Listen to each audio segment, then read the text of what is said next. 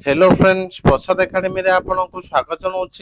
देखंतु आपण मानक पई ए वीडियो रे गोटे इंपोर्टेंट अपडेट होछि जोटा कि ओडिशा पब्लिक सर्विस कमिशन रो ओ मास रो रिक्रूटमेंट को नेकी।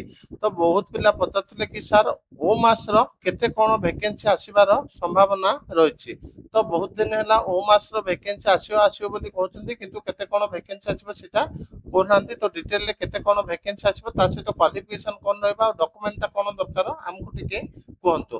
तो मु आपण मानकु फास्ट कहि दउची वैकेंसी केते कोन आसीबो। तो मु आपण मानकु एक्जेक्ट वैकेंसी ता आरटीआई हमें मगेइछु, जेतलो आरटीआई रिप्लाई ता आसीबो सेटा मु आपण मानकु कहि देबी। किंतु सुना जाउची कि आपण मानकर पाखा पाखी 60 प्लस वैकेंसी ओ मास रो एथर आसीबो।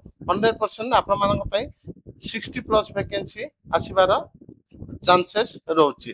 ता सहित देखंतु जो माने ओ मास पकेया पे चाहुचंती, तो आपण मानकर क्वालिफिकेशन देखंतु एठी मगा जेचे candidate must have a bachelor degree from a recognised university और a government recognised institution and should have a computer qualification certificate diploma degree from a recognized college or institution। तो जो माने नॉर्मल ग्रेजुएशन सहित computer course करछंती सेमानक पाखरे computer certificate अछि जोटा कि valid university हो किबा वैलिड रिकॉग्नाइज्ड इंस्टीट्यूशन रो, ताहाले आपण माने ओ मास पकई परिबे। तो जो मानक पाखरे कंप्यूटर सर्टिफिकेट नाही सेमाने जेदी ऑनलाइन मोड रे घरे रहि कि करिया पय चाहुचंती, एठी कांटेक्ट नंबर दे देछि नंबर को, ए नंबर को कांटेक्ट करि परिबे।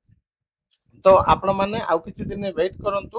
ओ मास रो वैकेंसी को नेकी हमें आरटीआई मगेछु, जते बेले एग्जैक्ट वैकेंसी ता आसी जिवो आपण मानकु वीडियो माध्यम रे जनै देबो। तो आपण माने एबे मन रखितांतु कि पाखा पाखी आपनकर 60 प्लस वैकेंसी 100% आसिया पे जाउची। तो एतिके इंपोर्टेंट अपडेट थिला। Thank you.